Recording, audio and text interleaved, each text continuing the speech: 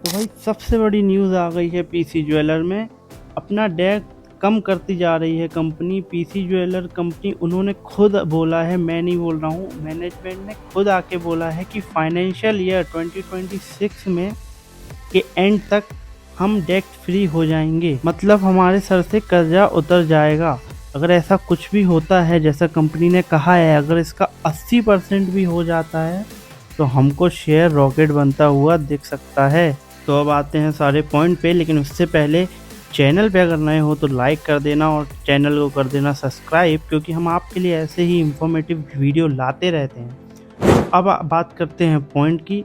तो पहला पॉइंट है कि कंपनी हैज़ रिड्यूस्ड डेब्ट, और सेकंड पॉइंट है company has deliver good profit growth on off 47.5% of CAGR over last 5 year. भाई सेल्स बढ़ती जा रही है लगातार, उस चक्कर में प्रॉफिट भी बढ़ रहा है कंपनी का। लेकिन प्रॉफिट जो बढ़ रहा है वो अदर इनकम है उसका कारण बढ़ रहा है। तो हर बार अदर इनकम नहीं होती है, तो ज़रूरी नहीं है हर बार प्रॉफिट ग्रो हो। चलो मैं आपको एक एग्जांपल दे के समझाता हूँ। मान लो आप किसी किराने की दुकान से कुछ खरीद के ले आए और उसके बाद आपने नेक्स्ट डे दूसरी दुकान से ख़रीदा, वहाँ पे आपको डिस्काउंट मिल गया।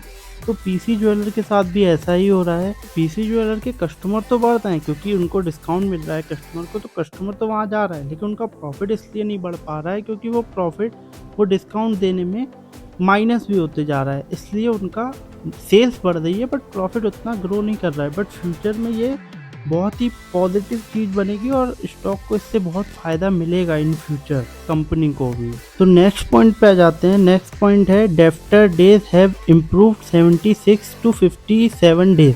अब इसको समझो, इसका भी एक एग्जांपल से मैं आपको समझाऊंगा कि अगर मान लो आप किसी दोस्त से 100 रुपये उधार लेते हो और फिर आप उसको 77 डेज में वापस करते हो, फिर आप नेक्स्ट टाइम जब उससे 100 रुपये लेते हो और आप उसको 57 डेज में लौटाते हो, इसका मतलब आपने उसको जल्दी पे कर दिया।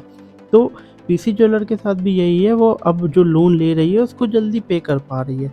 तो इससे कंपनी की ये बहुत पॉजिटिव न्यूज़ है और इसका उसको बहुत अच्छा बेनिफिट होगा कंपनी को। अब लास्ट क्वार्टर की आप सेल्स देख लो एक बार, 725 करोड़। लास्ट क्वार्टर में 725 करोड़ की सेल्स हुई है। हाँ, बीच में थोड़ी सी गिरी थी बट अब वापस बढ़ती जा रही है, तो ये भी बहुत अच्छा पॉजिटिव पॉइंट है।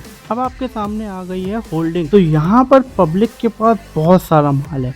प्रमोटर 54% से 39% पे आ गए हैं और FII भी से 4 से 5% ही बढ़ा, जो कि बहुत बड़ी बात नहीं है। पर भाई पब्लिक के पास बहुत माल है, 45% बहुत ज़्यादा होता है। अब मैं कुछ नहीं बोलूँगा, अब आप एक चीज़ समझो, जिस स्टॉक में रिटेलर घुसा होता है वो स्टॉक ज़्यादा जल्दी नहीं बढ़ता है, क्योंकि जब भी वो बढ़ता है स्टॉक, तो कोई बड़ा खिलाड़ी उसको बेच देगा स्टॉक को, तो उसका प्राइस ऑटोमेटिक वापस नीचे गिरने लगेगा। तो ऐसे स्टॉक में बहुत प्रॉब्लम होती है। बस यही है, लॉन्ग टर्म के लिए बहुत अच्छा शेयर है, लॉन्ग टर्म के लिए बहुत अच्छा शेयर है भाई।